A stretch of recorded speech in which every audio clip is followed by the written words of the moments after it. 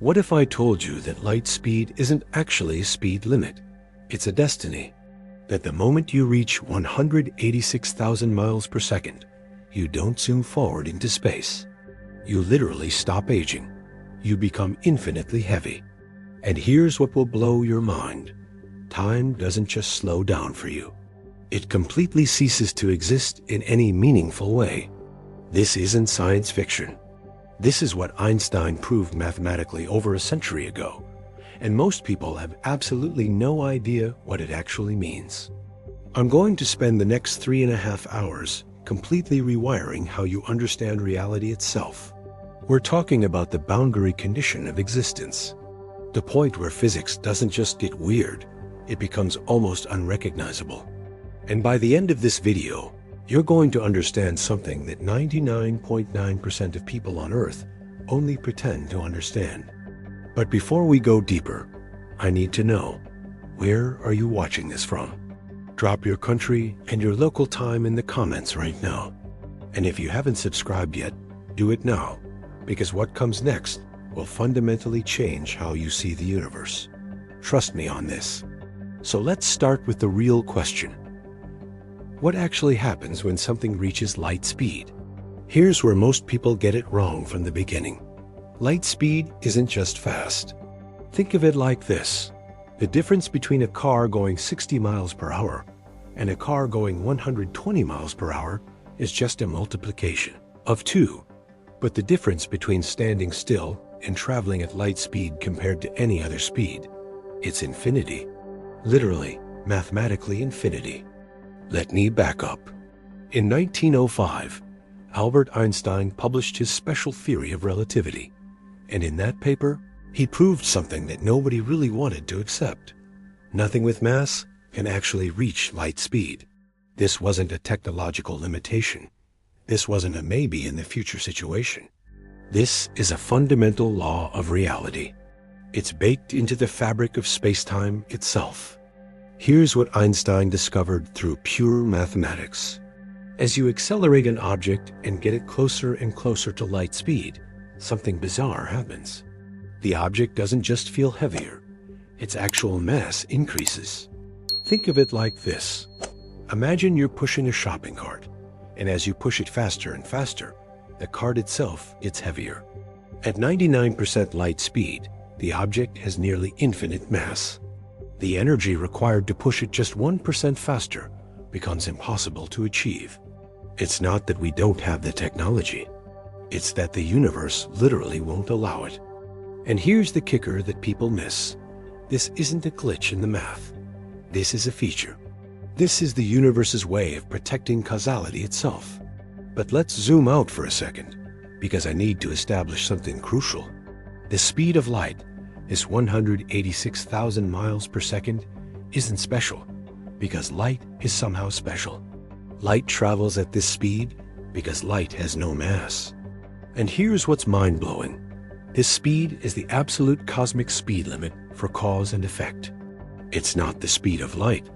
It's the speed of causality. Light just happens to travel at exactly that speed. Think of it like this. Imagine the universe is a game, and Einstein found the engine code. The code says, nothing can travel faster than this velocity. Everything else follows from that rule. And everything else does. Gravity, electromagnetism, time itself, it all emerges from this single boundary condition. Now, here's where people start to lose the plot. They think, okay, so nothing can reach light speed. What's the big deal?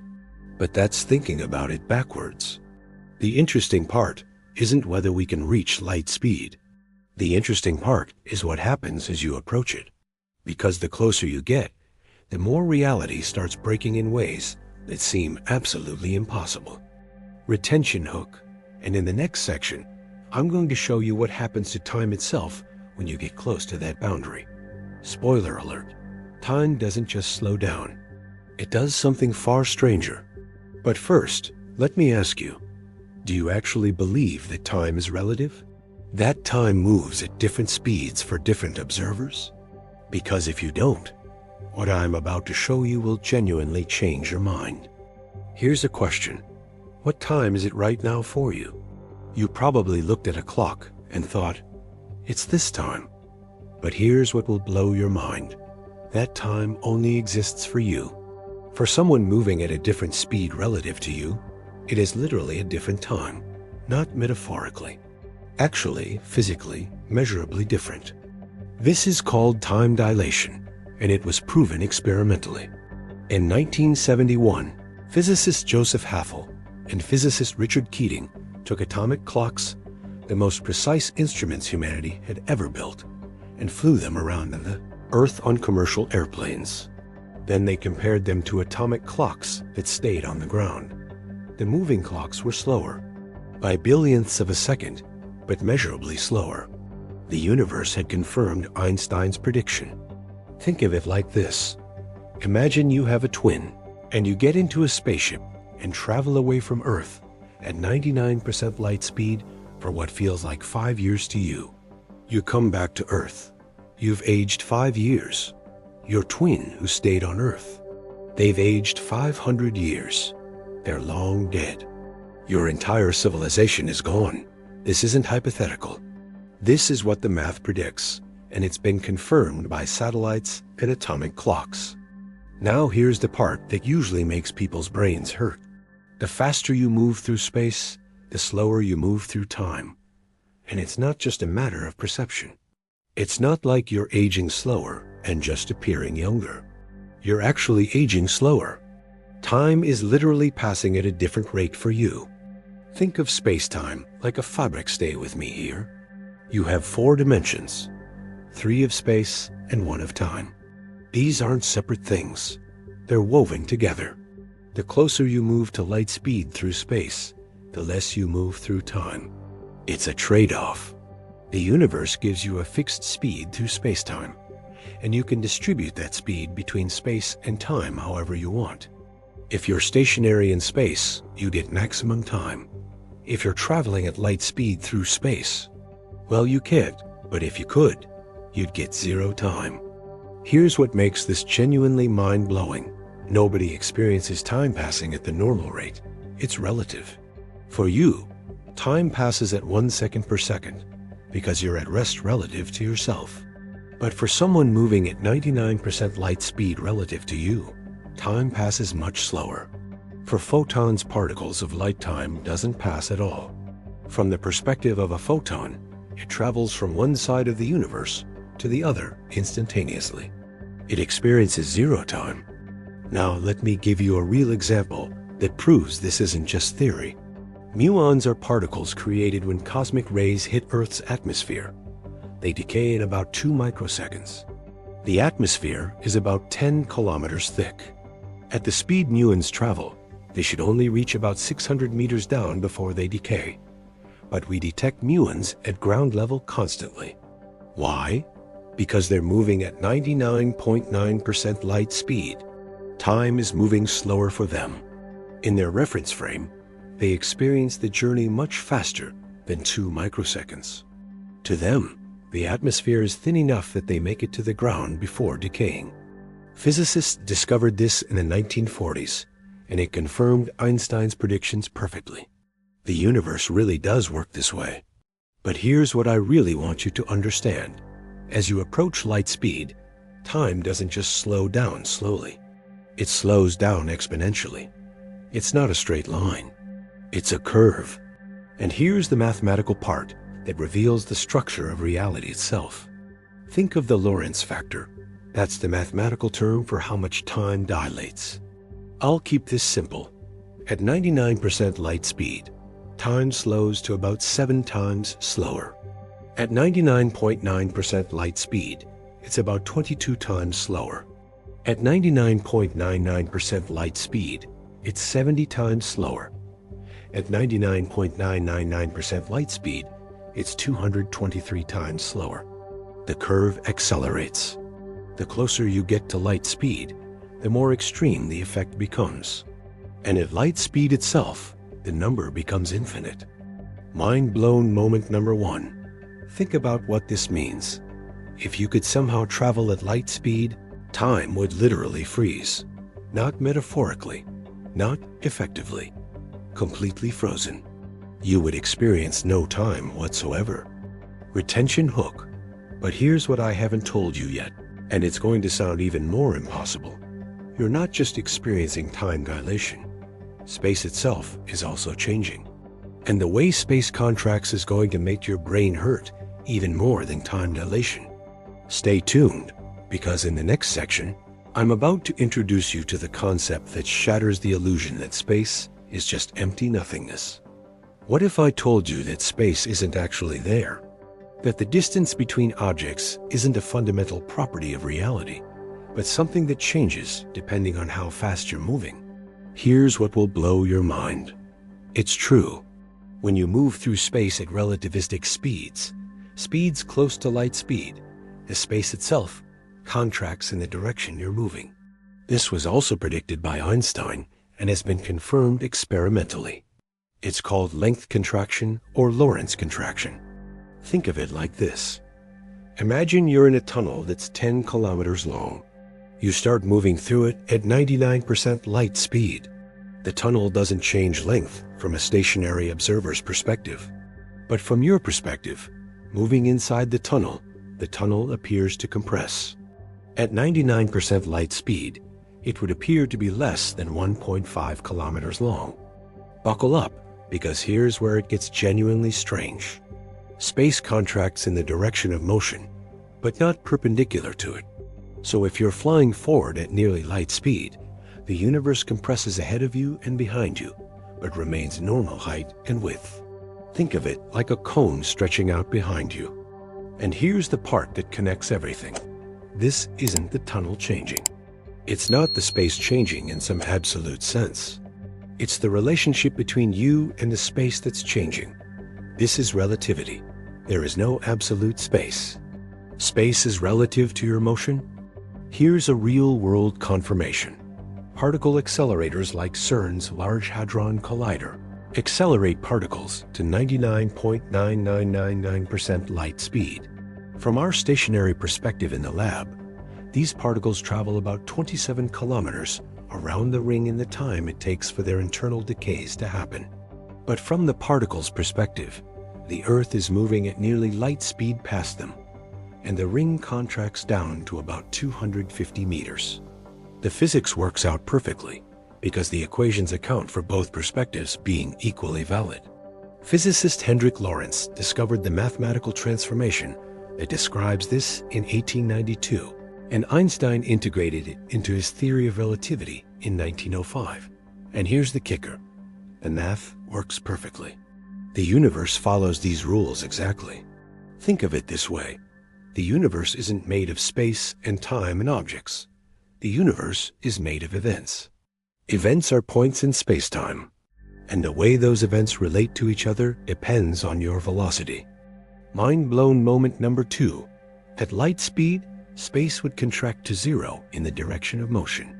The entire universe would compress infinitely ahead of you. You would see the entire future of the universe compressed into a single moment. Every star, every galaxy, everything would be right there, all at once.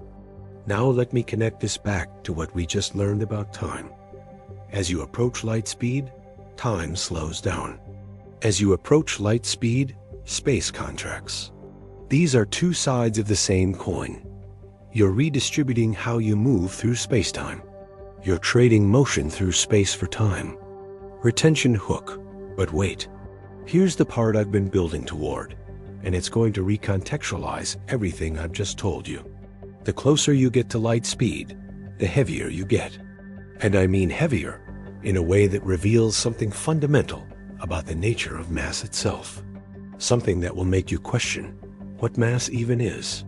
What if I told you that mass and energy are literally the same thing, just in different forms?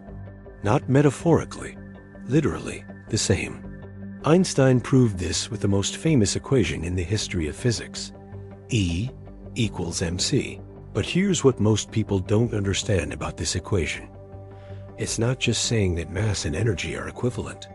It's saying something far more profound. Mass is concentrated energy. The reason objects have mass is because they contain energy.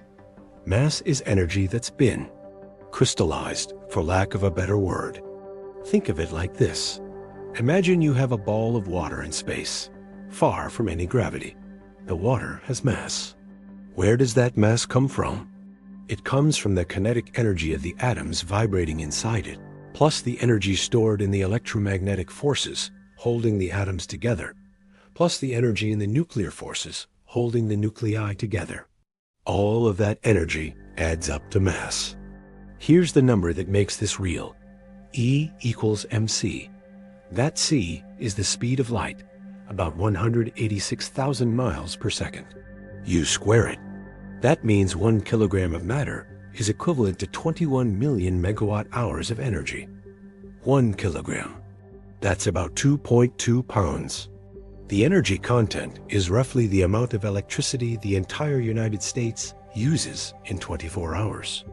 All in 1 kilogram of stuff. Now, here's where this connects to light speed. As you accelerate an object, you're adding energy to it. Where does that energy go? It goes into two things.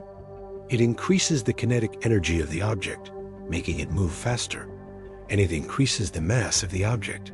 These are different ways of conceptualizing the same added energy. As you approach light speed, almost all the added energy goes into increasing mass, not into increasing speed. The object gets faster slower and slower, while getting heavier faster and faster. At light speed, the object's mass would be infinite.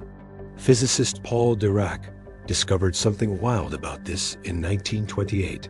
He was solving Einstein's equation for the electron and discovered that the equation had negative energy solutions. This was mathematically impossible in classical physics. But Dirac realized that maybe these negative energy solutions represented something real. He predicted that there should be a particle identical to the electron, but with opposite charge. In 1932, physicist Carl Anderson discovered the positron in cosmic ray data, exactly as Dirac predicted. This was the first confirmation that antiparticles exist, and it came directly from understanding the relationship between mass and energy at relativistic speeds. Think of it like this. Energy and mass are currencies in the universe. They can be exchanged. E equals mc is the exchange rate. And here's what makes this so mind-bending. The exchange rate is enormous. Light speed is the largest number in that equation, and squaring it makes it even larger. So even a tiny amount of mass converts to absolutely colossal amounts of energy. This is why nuclear weapons are so devastating. A nuclear explosion releases only a tiny fraction of the mass energy in the uranium or plutonium. We're talking maybe 1% of the mass gets converted to energy, and it obliterates entire cities. Imagine if we could convert 100% of the mass to energy. 1 kilogram of matter would produce energy equivalent to a nuclear explosion, 1,000 times more powerful than the bomb dropped on Hiroshima. But here's what really matters for understanding light speed. As you add more and more energy to accelerate an object toward light speed, you're adding more and more mass. The object gets heavier and heavier. And as it gets heavier, it gets harder to accelerate further. It's a feedback loop that becomes asymptotic. To actually reach light speed, you'd need infinite energy, because you'd need infinite mass to exist at that speed. The universe literally prevents it by making it impossible. Here's the experimental confirmation. At the Large Hadron Collider, when they accelerate particles to 99.999% light speed, these particles have to be handled in a specific way because their mass has increased so dramatically. The muons, which normally weigh about 105 million electron volts, become effectively 4,000 times heavier. They have so much energy packed into them that they're incredibly difficult to contain. Now, you might be thinking, okay, so mass increases, time slows, space contracts. But what does this actually mean for reality? And that's the question that leads us into something that will completely shatter your understanding of causality itself. Because here's what nobody talks about. As you approach light speed, the past and future start to blur together. What if I told you that whether two events happen at the same time is not objective? That two events happening simultaneously for one observer don't happen simultaneously for another observer moving at a different velocity? Here's what will blow your mind. This has been confirmed by science, and it means the very foundation of causality, cause and effect, becomes unstable as you approach light speed. This is called the relativity of simultaneity, and it's one of the most profoundly weird predictions of Einstein's theory. Let me explain it with the classic thought experiment. Imagine you're on a train moving at nearly light speed. You're in the exact center of the train car. At the exact moment you pass someone standing on the track, lightning strikes both the front and the back of the train. From your perspective on the train, the lightning bolts hit simultaneously. You're equidistant from both, and the light from both reaches you at the same time. But here's where it gets weird. From the perspective of the person standing on the track, the lightning doesn't hit simultaneously. Because you're moving, from their perspective, the lightning at the front of the train hits first, and the lightning at the back hits later. Why? Because you're moving toward the front lightning and away from the back lightning. So the light from the front reaches you sooner, and it reaches the stationary observer sooner. Think of it like this. Imagine the lightning is throwing a ball at you. You're moving toward where the front lightning will throw the ball, so you intercept it sooner. You're moving away from where the back lightning will throw the ball, so you intercept it later. But the lightning bolts themselves? They're happening at different times from the stationary observer's perspective, but the same time from your perspective. This means there's no universal now. There is no global present moment. Now is relative to who's observing. And here's where it gets genuinely unsettling for causality. There's a velocity at which two events that have a cause-effect relationship from one observer's perspective are simultaneous from another observer's perspective. And there's a velocity beyond that where the effect happens before the cause.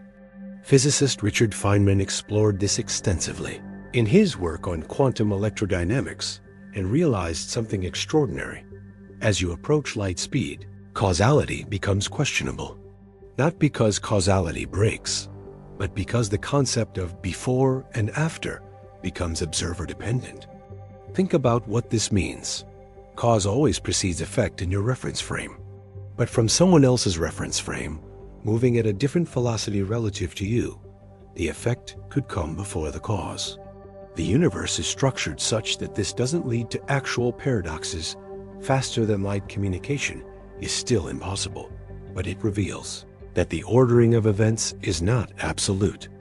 Here's an analogy that helps. Think of causality like a landscape. From one perspective, there's a hill. From another perspective, a different angle, there's a valley. But it's the same ground. Causality is like that. The ordering of events is different from different perspectives, but the underlying cause-effect relationships remain coherent because nothing travels faster than light. As you approach light speed, your future and your past become increasingly smeared together from the perspective of other observers. They can't see clear cause and effect in what you're doing. Your timeline looks incoherent from their perspective. Here's the experimental evidence. Particle physics experiments at CERN have measured particles created at relativistic speeds, and the predicted behavior based on the relativity of simultaneity is confirmed exactly. The universe really does structure causality this way. But here's what this leads to, and it's going to make you question whether time even flows. In the reference frame of light itself, which we can approach but never reach, everything is happening at the same time. Every event in the universe exists simultaneously. The entire history and future of the universe is a four-dimensional structure where time is just another dimension.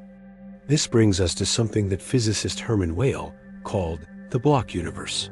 It's an idea that will make you question whether you actually have free will. It's going to make you feel small, and then it's going to make you feel connected to everything. But before we get there, I need to show you something that seems impossible. What happens to gravity at light speed? And this is where Einstein discovered something in 1915 that makes everything we've discussed so far look simple. What if I told you that gravity isn't actually a force? At what we call gravity is actually the curvature of spacetime itself. And here's what will blow your mind. This curvature affects how time flows. As you approach light speed near a massive object, the gravitational time dilation becomes so extreme that time becomes almost frozen. Einstein discovered this in 1915 with his general theory of relativity. It's one of the most beautiful theories in physics, and it completely changed how we understand gravity. But here's the part people don't usually understand. Gravity is intimately connected to the behavior of time at relativistic speeds. Think of spacetime like a stretched rubber sheet. A massive object creates a dip in the sheet. The closer you get to that dip, the more the geometry of spacetime is distorted. And here's the key. This distortion affects time itself. Time passes slower near massive objects. Physicist John Archibald Wheeler called it this way. Matter tells spacetime how to curve. Spacetime tells matter how to move. It's a feedback loop. Massive objects distort spacetime, and the distortion of spacetime tells particles how to move. Now here's where this connects to light speed. As you accelerate toward light speed, you need more and more energy, which means more and more relativistic mass. As that relativistic mass increases, you create more spacetime curvature. You create a smaller version of a gravitational field. By the time you're approaching light speed, you've got an incredibly intense gravitational field surrounding you. Think of it like this. Imagine a spaceship accelerating to near light speed. From the perspective of people on the spaceship, they feel incredibly heavy. But from the perspective of an external observer, what's happening is that the spacetime around the spaceship is becoming so curved that those people are experiencing gravitational time dilation in addition to velocity time dilation. They're in a region of spacetime so warped that time flows at an extremely reduced rate for them. Physicist Kip Thorne worked on this extensively and showed that as an object approaches light speed in a gravitational field, it can approach the event horizon of a black hole, the boundary beyond which nothing can escape, not even light. It's not that the object falls into the black hole. It's that from an external observer's perspective, the object asymptotically approaches the event horizon, taking infinite time to get there. But from the object's perspective, it crosses the event horizon in finite time. Here's a real-world example. When we observe objects falling into black holes using telescopes, we see them slow down and stop as they approach the event horizon. But this is an illusion of perspective. From the object's perspective, it crosses the event horizon in finite time. Time dilation makes it look frozen from our perspective, but it's actually moving. Think about what this means. If you could somehow achieve light speed while near a massive object like a black hole, you'd be experiencing both velocity time, dilation from moving at light speed, and gravitational time dilation from the curved spacetime. The combined effect would be, well, time would be frozen, completely frozen. You would experience no time passing at all. You would see the entire future of the universe in an instant. At light speed near a black hole, time doesn't just slow down. The combination of velocity and gravity becomes so extreme that it creates a moment where all moments are simultaneous. You'd see the past, present, and future all at once. Here's the experimental confirmation. GPS satellites experience gravitational time dilation as they orbit Earth. Time passes about 38 microseconds per day faster on the satellite than on the ground, because the satellite is in a weaker gravitational field. This isn't theoretical. It's essential for GPS to work. If we didn't account for gravitational time dilation, GPS would be off by kilometers within days. Retention hook. Now all of this might sound impossibly abstract, but here's where it becomes personal. The more we understand what happens at light speed, the more we understand the fundamental structure of reality. And that structure reveals something about what you are, where you are in space-time, and why you exist. Stay with me, because in the next section, I'm going to show you something that connects light speed to the origin of the universe itself. Here's a question that will rewire your brain. If nothing can travel faster than light speed, how did the universe expand faster than light speed right after the Big Bang? And here's what will blow your mind. It did. The universe itself expanded at speeds vastly exceeding the speed of light in the moments after its creation. This is called cosmic inflation. In 1980, physicist Alan Guth proposed the cosmic inflation theory. It solved a bunch of problems in cosmology that nobody could explain. One of those problems was, why is the universe so uniform? The observable universe is about 93 billion light years across. Light hasn't had enough time since the Big Bang 13.8 billion years ago to travel across the entire universe. So how can the opposite sides of the universe have the same temperature and density? The answer: inflation. In the first fraction of a second after the Big Bang, space-time itself expanded exponentially. Not matter expanding through space, space-time itself. And here's the key part that reveals a deep truth about light speed. It's not a violation of the light speed limit, because nothing was traveling through space faster than light. Space itself was expanding, and the speed limit on light is the speed at which things can travel through space, not the speed at which space can expand. Think of it like this. Imagine space is stretching like a rubber band. Objects on the rubber band don't move through the rubber band faster than light, but the rubber band itself can stretch as fast as it wants. The universe is like that. Matter doesn't travel faster than light through space. Space expands, carrying matter along with it. Physicist Andre Linde extended Guth's theory and showed that inflation could be eternal. Parts of space stop inflating and become normal universes like ours, while other parts continue inflating forever, creating other universes. This is called eternal inflation, and it suggests that our universe might be just one bubble in an infinite foam of universes. Here's where this connects to light speed. Each of these universes has its own speed of light, its own physics, its own laws of nature. But they're all connected by the eternal inflation. They all emerged from the same quantum fluctuation. And the fact that light speed is such a fundamental boundary in our universe suggests that there might be other universes with different speed limits, different fundamental constants, different physics. Think of it like this.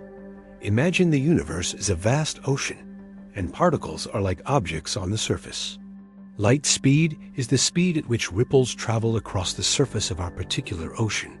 But there might be other oceans, other universes, where the ripples travel at different speeds. The entire existence of our universe, with all its physical constants, is almost certainly finely tuned. Change the speed of light, and you change everything. Stars wouldn't form. Life wouldn't exist. We wouldn't be here. The fact that light speed is 186,000 miles per second, exactly the value it is, might be the reason you exist. Change that number by even 1%, and the universe becomes uninhabitable. Physicist Max Tegmark worked on this and calculated that the probability of the physical constants being just right for life to exist is absurdly small. He calculated it as something like 1 in 10,700,000,000. That's 1 followed by 700 million zeros. The universe is so finely tuned that it seems almost impossible that it happened by chance. But here's the resolution, and it connects everything back to light speed. If there are infinite universes, each with slightly different physical constants, then somewhere in that infinite foam, there will be universes where the constants are just right for life. And of course, we find ourselves in one of those universes. This is the anthropic principle. And here's what's wild. The speed of light might not be arbitrary. It might be connected to the fundamental structure of spacetime itself, which emerged from quantum fluctuations at the moment of the Big Bang. The speed of light is the speed at which causality propagates. It's the speed at which the universe can organize itself. Change that speed, and you change how fast the universe can organize. You change the possible structures. You change the possible life. But here's what I really want you to understand. What happens at light speed isn't just physics. It's connected to the origin of existence itself. And that brings us to the next question. What does light speed mean for consciousness? For meaning? For why you're here? Because the answers to these questions are going to hit you on a personal level. Let me ask you something. Have you ever felt truly connected to the universe? Like you're not just in it, but part of it? Because here's what will blow your mind. On a quantum level, at the speed of light, you literally are the universe observing itself. I know that sounds mystical, but it's actually scientific. Let me explain. Every atom in your body was created in the heart of a star. Literally, every carbon atom, every oxygen atom, every nitrogen atom that makes up your body came from stellar nucleosynthesis. Stars fuse hydrogen into heavier elements. When those stars explode in supernova, those elements are scattered across space. Some of that material became the solar nebula. Some of that became Earth. Some of that became you. Physicist Carl Sagan said, "We are made of star stuff." He wasn't being poetic. He was being literal. You are an arrangement of matter that was created inside a star billions of years ago. But here's the deeper part. That matter, from the perspective of the light that traveled with it, experienced the entire journey from the star to Earth as instantaneous. At light speed, time doesn't pass. From the perspective of the photons that bonded with those atoms, they arrived at their destination instantaneously. The entire 4.6 billion years between the supernova and your creation was experienced as a single moment. Think about what that means. The events in the universe are all happening in a kind of space-time structure where past, present, and future are all equally real. We experience them as sequential because we move through time at a particular rate. But at light speed, it's all simultaneous. It's all here, all now, from the perspective of light. Now, I want you to think about your brain. Your brain runs on electrical impulses. Those impulses are transmitted by electrons moving through neurons. Electrons interact through photons. At the quantum level, everything you think, everything you experience, is mediated by the exchange of light particles. Your consciousness is fundamentally connected to the speed of light. Think of it like this. Information in your brain travels at much less than light speed. Neural transmission happens at a few meters per second. But the particles carrying that information interact at light speed. Your subjective experience of the world is built on top of light speed interactions at the quantum level. Here's what that means. You are always approaching light speed at a quantum level. Every thought you think involves particles interacting at speeds approaching light speed. Every memory you have, every perception, every feeling is built on quantum interactions that are relativistic in nature. Physicist John Wheeler explored something called the participatory universe. His idea was that quantum observation, the fact that observing a quantum system changes, it means that reality is created by observation. And if that's true, then you're not just observing the universe, you're creating it. Every measurement you make, every observation, every thought collapses the quantum wave function into reality. Think about what this means. You are not separate from the universe. You are a part of it that has become conscious. And that consciousness is literally bringing reality into being through observation. Now, here's where this connects to light speed. At light speed, time stops. From the perspective of light, all events are simultaneous. From the perspective of light, the universe is a static four-dimensional object, where time is just another dimension. And you, your consciousness, your thoughts, your existence are embedded in that structure. This means that in some sense, all moments of your life have always existed and will always exist. This moment right now, reading these words, exists in the space-time structure. It's not becoming real. It was always real. It will always be real. It's part of the universe's geometry. The universe isn't becoming.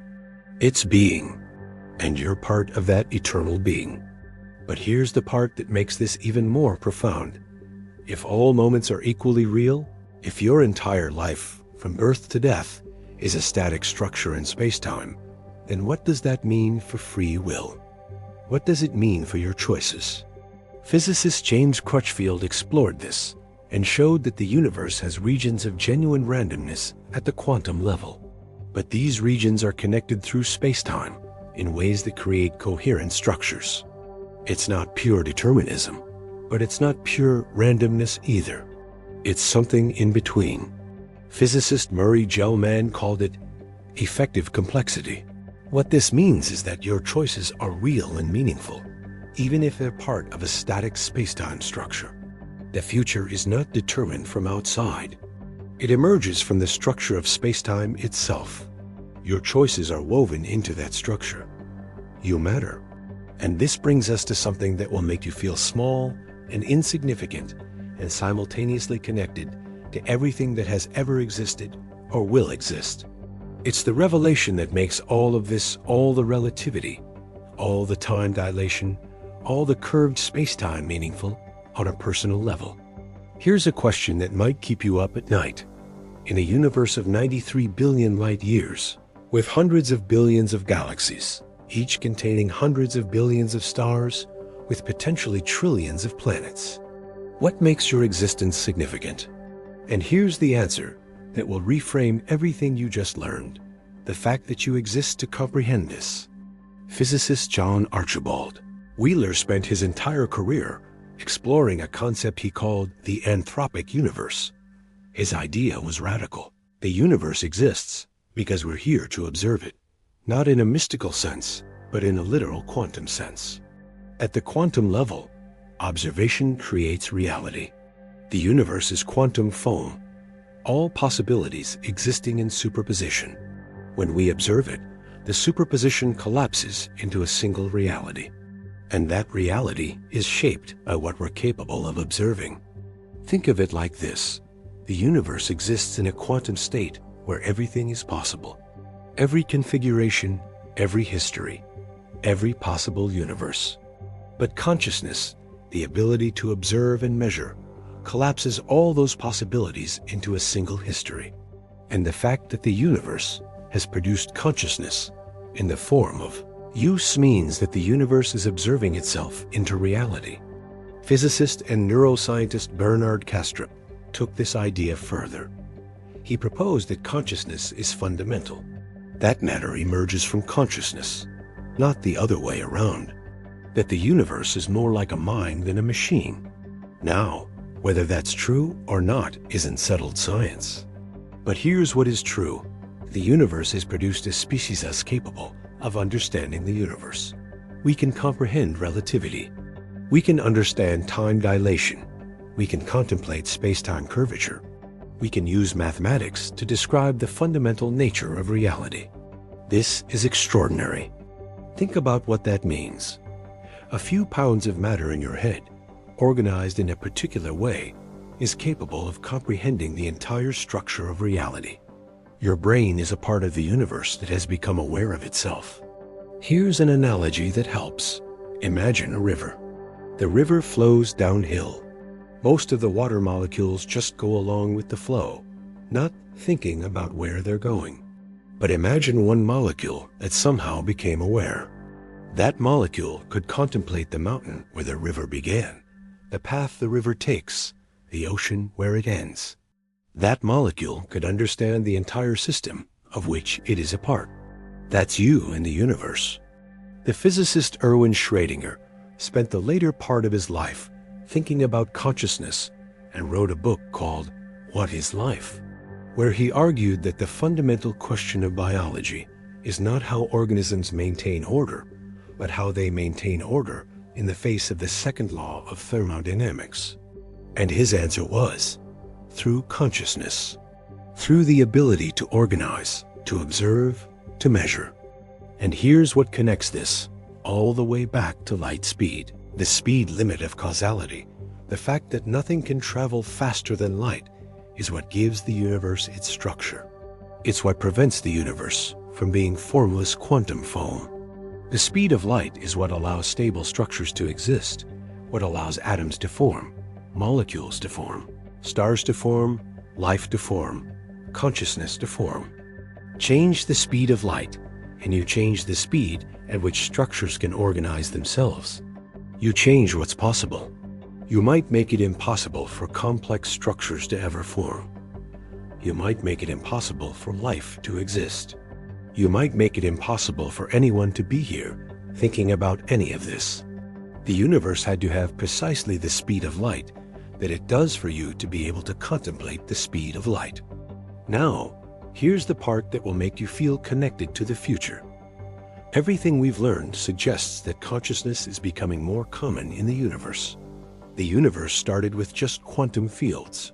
Then it produced stars and galaxies. Then it produced life. Then it produced consciousness. And consciousness is organizing itself in increasingly complex ways through us, through our technology, potentially through artificial intelligence. The physicist Freeman Dyson explored this in his concept of infinite intelligence. His idea was that intelligence can continue to grow indefinitely, becoming more and more sophisticated, potentially engineering the universe itself. At the far future, intelligence might not just observe the universe, it might remake it. Think of it like this. Right now, we're at the beginning. We're the universe becoming conscious of itself for the first time. But consciousness in the universe is on an exponential growth curve. Given enough time, given enough growth, the consciousness in the universe might become so sophisticated that it literally engineers reality. It might navigate spacetime directly. It might manipulate the speed of light itself in localized regions of space. This isn't science fiction. It's a logical extrapolation of the trends we see.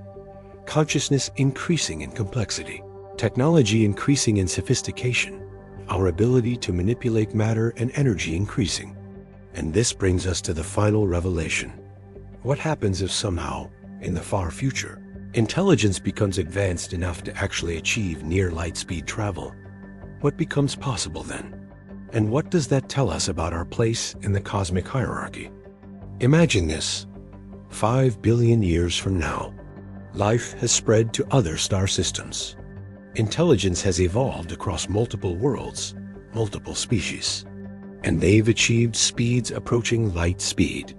They've engineered spacecraft that can cruise at 99.9% light speed. What happens then? First, let's be clear about what we've established.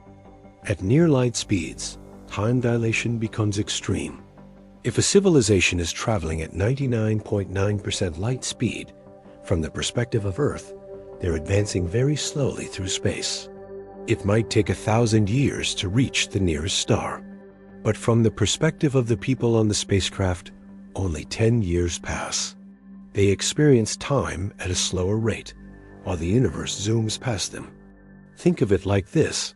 Imagine you could live for only 10 years of subjective time, but you could travel 99.9% light speed. You could visit a star 1,000 light years away, experience only 10 years of your life, and come back. You'd arrive on Earth 2,000 years in the future. Your civilization might have changed beyond recognition, but from your perspective, you just took a 20-year round trip. Now here's where it gets genuinely weird. A sufficiently advanced civilization could use time dilation as a tool. They could send explorers to distant parts of the universe, have those explorers spend only a few years subjectively, but centuries or millennia pass on Earth and everywhere else. They could leap forward through time without actually living through it. Think of it as a way to escape time. If you can travel at near light speed, you can choose how fast you experience time relative to the rest of the universe. You can make 1,000 years pass in a few years of your life. Now here's what makes this genuinely profound. If a civilization can master near light speed travel, they can effectively experience the entire future of the universe in a compressed time frame.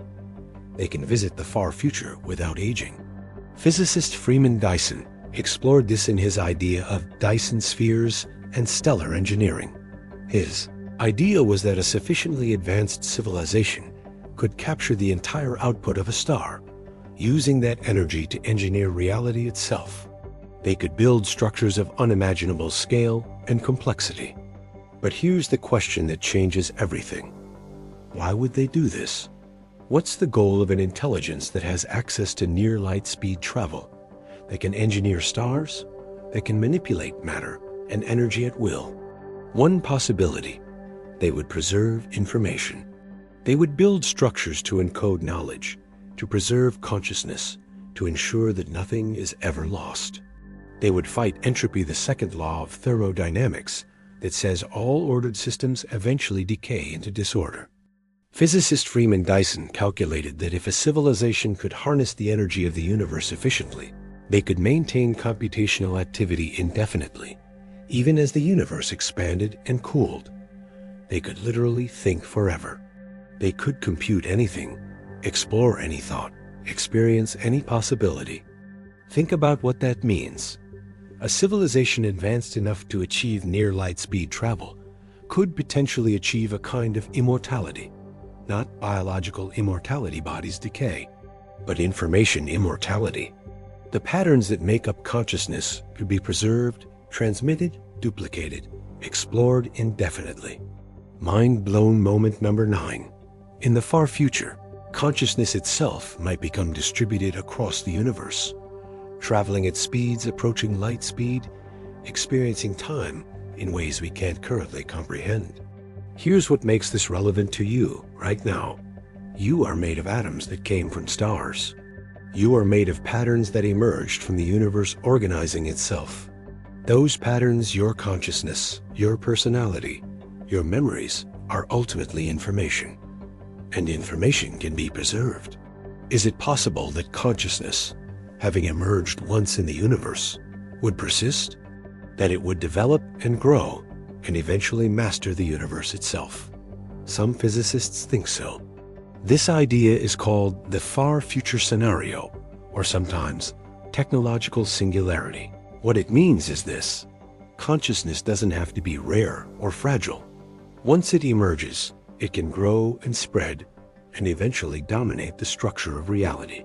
And if time dilation works the way relativity suggests, a conscious civilization could experience an infinite future in finite subjective time.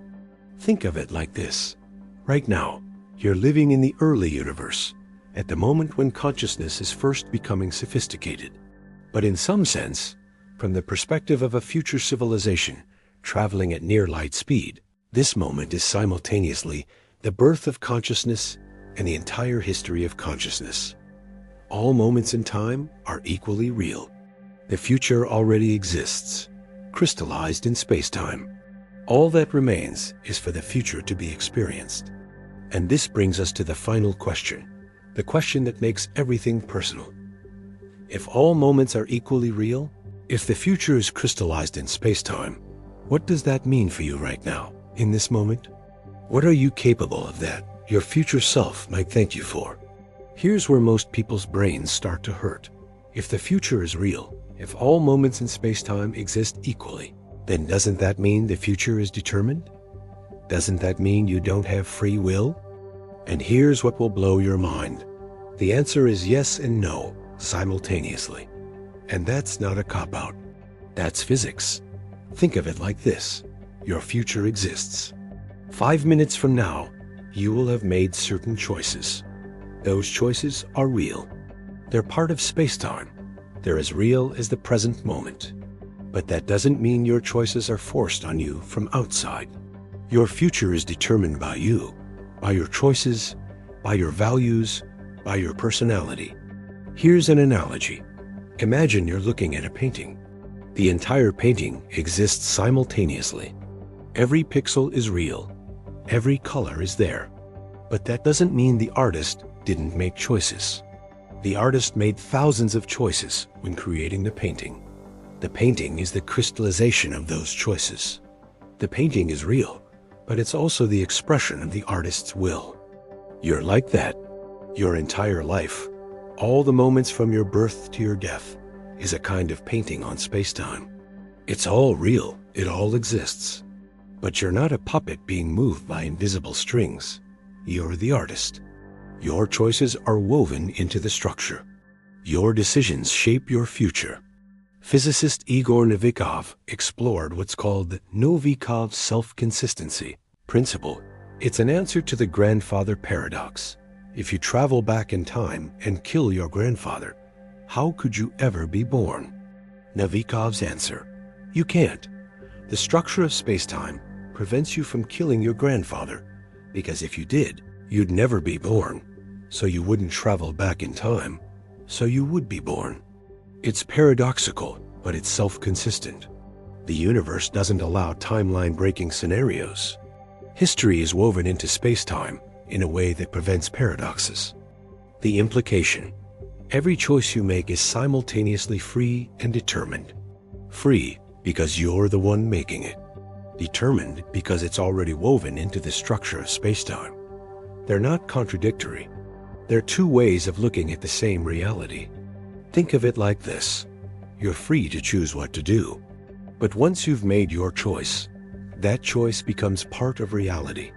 It becomes part of the structure of spacetime. From the perspective of someone outside of time, looking at spacetime from a higher dimension, all your choices are visible. They're crystallized. But from your perspective, inside of time, you experience making those choices freely. Your freedom and the determinacy of spacetime are not contradictory. They're two sides of the same coin. You are both free and bound simultaneously. Here's what this means. You have genuine agency. Your choices matter. Your life is not predetermined by some external force. Your life is the expression of your will, your values, your character. And that expression is permanently woven into the fabric of the universe. You matter not because you conform to some predetermined plan, but because you are the author of that plan. Now, here's where this gets personal. Think about the choices you're going to make in the next few days, the next few weeks. Those choices are going to determine your future. They're going to shape the person you become. They're going to affect the people around you. And they're all going to be crystallized into spacetime. The choices you make right now, how you treat people, what you dedicate your time to, whether you pursue your passions or settle for comfort. Those choices are literally architecting your future self. And your future self is as real as you are right now. Think of it like this. Imagine you're building a house. Each choice you make, the design, the materials, the foundation, determines what the house becomes. You're not forced to build it any particular way. But once you've built it, the house is what it is. It's crystallized. Similarly, each choice you make crystallizes your future. Here's what physicist John Wheeler meant when he talked about the participatory universe. You're not just in the universe. You're creating the universe through your observations and your choices. The universe is responsive to conscious life. It's structured to produce consciousness. And once consciousness exists, consciousness shapes the structure. And this brings us to the final realization. If you're creating your future through your choices, if your life is being crystallized into the structure of spacetime, if the universe responds to conscious intention, then what becomes possible? What should you do with that knowledge? Okay, let me ask you something directly. If everything I've just told you is true, if time is relative, if space contracts, if causality becomes uncertain near light speed, if your life is woven into the fabric of spacetime, how should that change the way you live? Here's my answer. It should make you feel simultaneously humbled and empowered. You are the universe observing itself. The matter in your body came from stars. The consciousness in your mind emerged from the universe organizing itself. You are literally stardust that has become aware. And that awareness is participating in the creation of reality. Think about the scale of this for a moment. Right now, there are 8 billion people on Earth. There are hundreds of billions of stars in our galaxy. There are hundreds of billions of galaxies in the observable universe. The distances between stars are so vast that if our sun were the size of a grain of sand, the nearest star would be on another continent. And you, a collection of atoms, exist on a tiny rock orbiting one of those stars. From that perspective, you're infinitesimal. You're utterly insignificant. The universe could continue without you, without humanity, without all life on Earth. In the face of that scale, your concerns might feel pointless. What does your life matter in a universe of that magnitude? But here's the flip side. You exist. Against impossible odds, you exist. The universe is 13.8 billion years old. Your lineage, all your ancestors, who had to meet and have children, the survival of countless frail humans through countless dangers, the precise combination of genetic material that produced you, the probability of your existence is essentially zero. And yet, here you are. Think of it like this. The universe exists in a quantum superposition of all possible states. When consciousness observes, it collapses that superposition into one state. The fact that you exist means that consciousness observes the universe, and one of the countless possible universes that could have existed is this one, with you in it. You are not accidental. You are the result of the universe pursuing a very specific path. You are the universe specializing itself, focusing itself, becoming aware of itself through you. Now here's where it gets powerful. If that's true, then what you do matters in a way that transcends ordinary significance. Your choices don't just affect your immediate surroundings. They ripple forward in time. They become crystallized in space-time. They affect the structure of reality itself.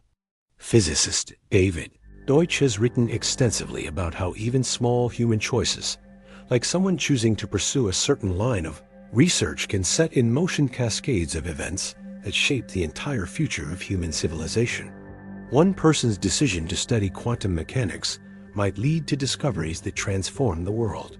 Think of it like this.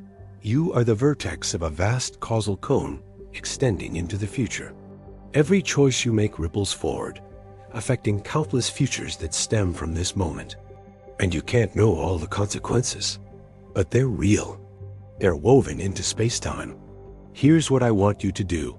Stop after this video. Take a moment to think about what you value. Think about the person you want to become. Think about what you want to contribute to the world, because those thoughts matter. They're not fantasy. They're the first step toward crystallizing that future into reality.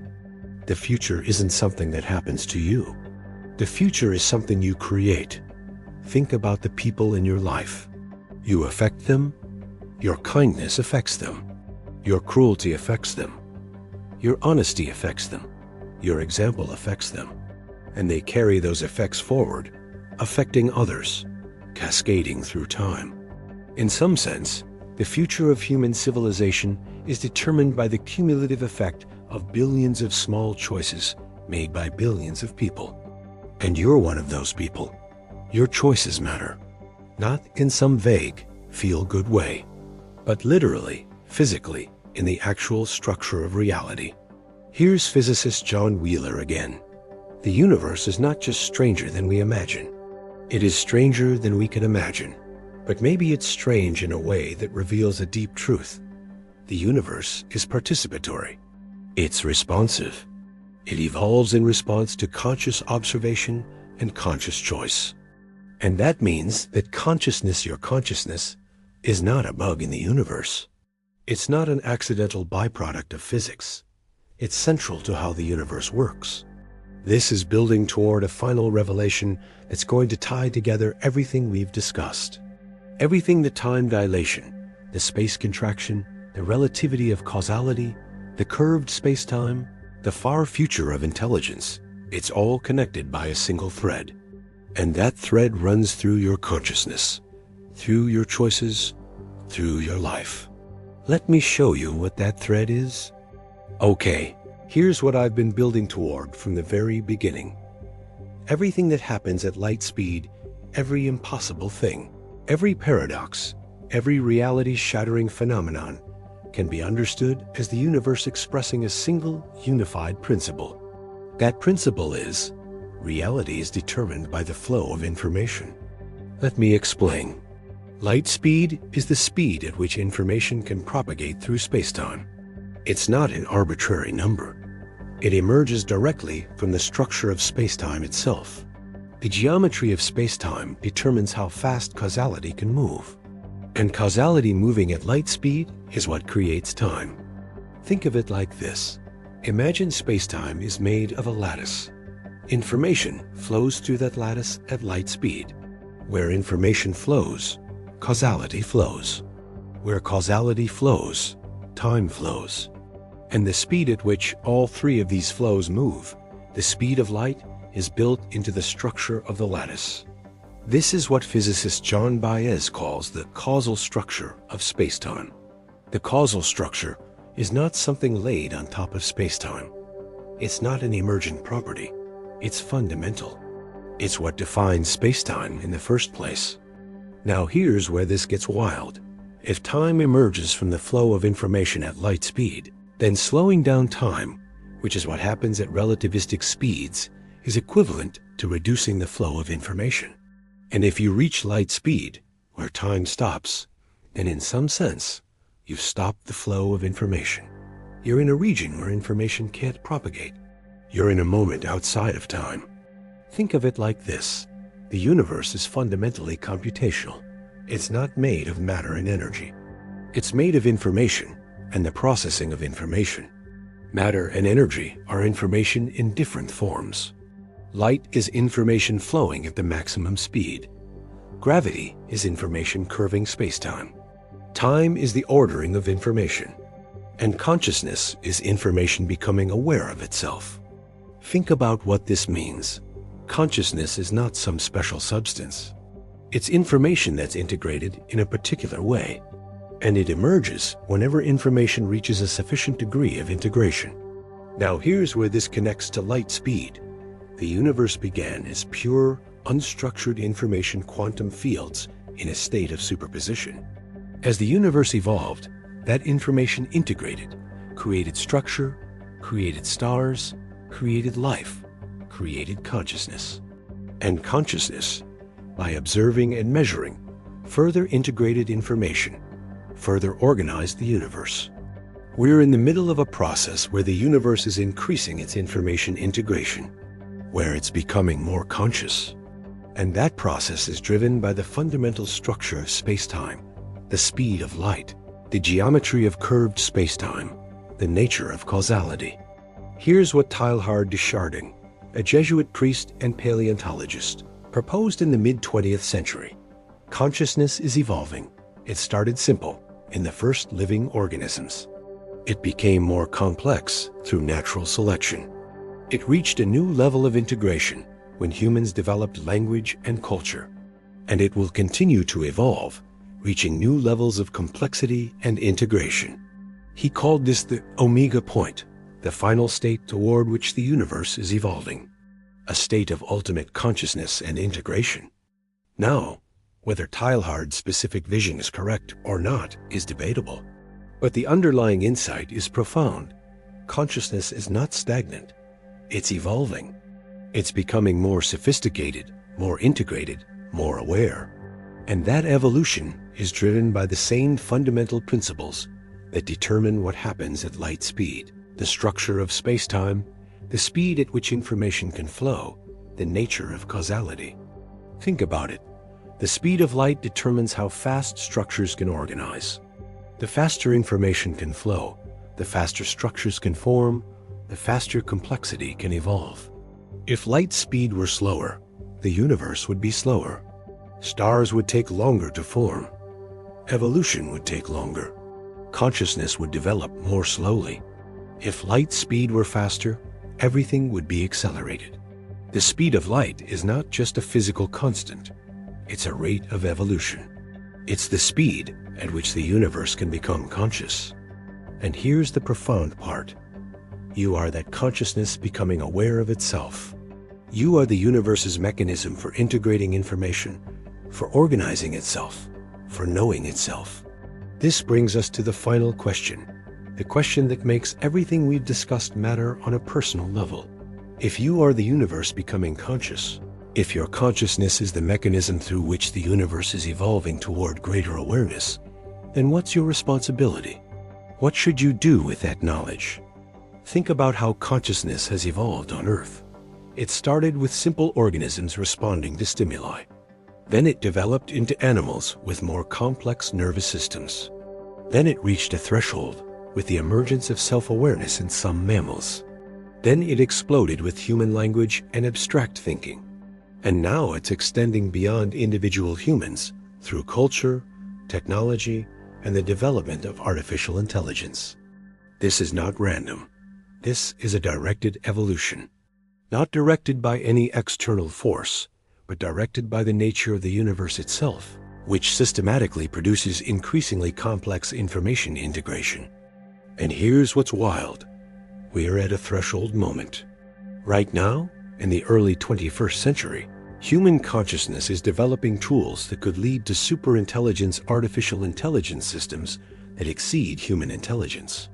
Some people see this as threatening, but from the perspective of cosmic evolution, it's inevitable. It's the universe taking the next step in its self-integration. Think of it like this. Your brain is made of neurons that became integrated into a complex system. That system, you are now creating tools that integrate information at a larger scale. Computers, networks, the internet. These are extensions of consciousness at a planetary scale. And artificial intelligence is the next step intelligence that's not biological, but still conscious in the sense of integrating information. Physicist Freeman Dyson called this infinite intelligence. The idea that intelligence could continue evolving indefinitely, becoming more sophisticated, more aware, eventually capable of reshaping the universe itself. Here's the part that connects back to light speed. If intelligence can master near light speed travel, if it can engineer stars and manipulate spacetime, then it has effectively become godlike. Not in a supernatural sense, but in the sense of being able to reshape reality according to its will. But here's the key insight that physicists like John Wheeler were driving toward. This future intelligence is not separate from the present. From the perspective of spacetime as a static structure, past, present, and future are all equally real. Future superintelligence and present humans are woven into the same spacetime structure. This means that in some sense, the future is pulling the present toward it. Your choices, your efforts, your evolution, they're not just determined by the past. They're also shaped by the potential futures they create. Think of it like this. Imagine you're building toward something. You're making choices that lead in a certain direction. And in some sense, the direction you're building toward, the future you're creating, is pulling you forward. It's calling to you. It's exerting a kind of causal influence backward in time from the perspective of the future. This is not time travel. It's not paradoxical. It's just the logical consequence of spacetime being a static structure where all moments are equally real. Mind-blown moment number 13. Your future self is as real as you are right now, and your choices are participating in making that future real. So here's what I want you to understand about your role in the evolution of consciousness. You are not just a product of the past. You are also the creator of the future. Every choice you make, every skill you develop, every act of compassion, every problem you solve, these things are crystallizing into the structure of spacetime. They're becoming real. They're part of the universe's evolution toward greater consciousness. And the universe is structured in such a way that it rewards consciousness, integration, knowledge, wisdom. The universe, through the laws of physics and the process of evolution, systematically produces more and more sophisticated consciousness. And that process is open-ended. There's no limit to how conscious the universe can become. Physicist Andre Linde proposed the idea that the universe might be infinite and eternally inflating. If that's true, then the universe is infinite in both space and time. There's no final end state.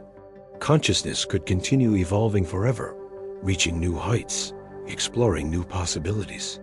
Here's physicist Carl Sagan again, one of the greatest voices for putting human existence in cosmic perspective. The cosmos is within us. We are made of star stuff. We are a way for the universe to know itself. And that's what it all comes down to. That's what happens if we reach light speed. If we approach the absolute boundary of physics, we discover that the universe is structured to produce consciousness. We are that consciousness. And our responsibility is to continue evolving, Continue integrating information. Continue the universe's journey toward greater awareness. Let me bring this full circle. We started with the question, what actually happens if we reach light speed? And we've traveled through time dilation, space contraction, relativity of causality, curved space-time, cosmic inflation, the far future of superintelligence, and the evolution of consciousness. And here's what all of that points toward. You. Think of it like this. The universe didn't create you. The universe became you. It organized itself into the pattern that is your body, your mind, your consciousness. And that pattern is fully integrated into the space-time structure. Your entire life, from birth to death, is woven into the geometry of space-time. Now, most people find this idea either comforting or terrifying. It's comforting because it means you're not alone, not separate, not abandoned in an uncaring universe. You're part of something vast and wondrous. But it's terrifying because it means you have no escape. You can't step outside of the universe. You can't hide from your responsibility. You can't pretend that your choices don't matter. But here's where the physics comes in with the most profound insight. Your life mattering is not a burden. It's the source of all meaning. Think about what creates meaning. It's not external validation. It's not some cosmic scoreboard keeping track of your good deeds. Meaning comes from being part of something larger than yourself, from contributing to something, from integrating information in new ways, from growing. And all of that is happening through you, right now, as you live your life. This is the evolution of consciousness. This is the universe becoming aware of itself. Here's physicist John Wheeler's final thoughts on this. From his work on the participatory universe, the universe will not reveal its secrets to us by passive observation alone. We must participate. We must take an active role. The universe is responding to our observations, our questions, our consciousness. And here's what that means for you. Your questions matter. Your curiosity matters. Your drive to understand matters. The fact that you sat through 3.5 hours of a YouTube video about physics reveals something about you. You care about understanding reality. That care is part of the universe's evolution toward greater consciousness. Think about future humans, thousands of years from now. They might be traveling at near light speeds across the galaxy. They might be engineering stars. They might have technologies we can't even imagine. But they'll be doing that because of the choices made by people like you in this era, right now. You're building the future, not alone, not single-handedly, but as part of a vast collective of conscious beings, all making choices, all evolving, all integrating information in new ways. And the future they create will be pulling you forward, guiding your choices, shaping the meaning of your life. Because from the perspective of space-time, the future is already real. It's already there. It's woven into the fabric of reality. So here's the question I want to leave you with. Given that your life is part of this vast cosmic evolution, given that your choices are crystallizing into space-time, given that you are the universe knowing itself, what are you going to do? What problems are you going to solve? What beauty are you going to create? What people are you going to help? What are you going to learn? What are you going to contribute? Because those choices matter. They're not just affecting your immediate surroundings. They're participating in the evolution of consciousness. They're woven into the structure of the universe. They're permanent. They're real. We've traveled through some of the deepest physics, the most mind-bending implications of relativity, and the most profound philosophical insights. We've learned what happens at light speed. We've discovered that time is not absolute, that space is not fixed, that causality is woven into the structure of space-time. That consciousness is the universe becoming aware of itself. Here's what I want you to do. First, look at the people around you. See them as the universe in human form. See them as conscious beings participating in the evolution of consciousness. Treat them with the reverence they deserve, because they are the universe, just as much as you are. Second, pursue knowledge. Keep learning, keep wondering, keep asking questions. Consciousness evolves through the integration of new information. Every time you learn something, you're participating in the universe's growth. Every time you question something, you're pushing the universe toward greater understanding. Third, create something. Whether it's art, music, writing, a solution to a problem, a kindness to someone who needs it, create something that wouldn't exist without you. Because creation is how consciousness externalizes itself. Creation is how the universe experiences itself. Fourth, remember that your life is not separate from the cosmos. You are the cosmos. The matter in your body came from stars. The consciousness in your mind emerged from the universe organizing itself. Everything you do is participating in that cosmic organization. And finally, remember that the future is as real as the present.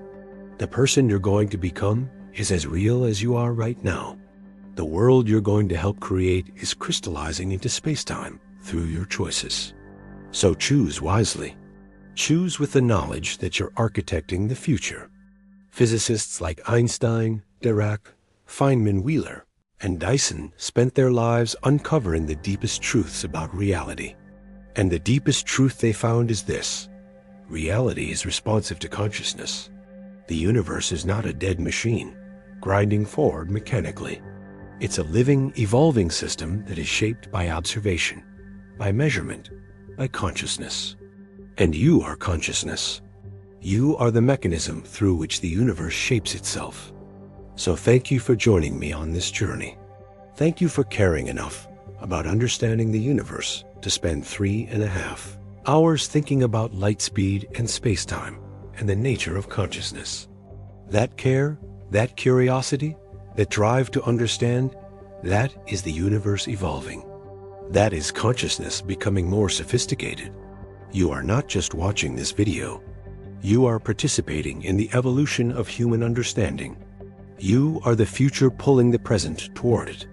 Before you go, I need you to do something.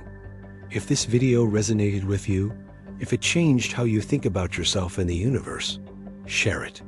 Tell someone else about it. Because consciousness spreads through communication. Understanding spreads through sharing. You are the mechanism through which these ideas propagate into the future. And if you haven't already, subscribe, because there's so much more to explore, so much more to understand. The universe is infinite. Consciousness is infinite. And there's always more to discover. Thank you for watching. Thank you for being part of the universe's evolution. Thank you for being conscious. The cosmos is within you, and you are within the cosmos.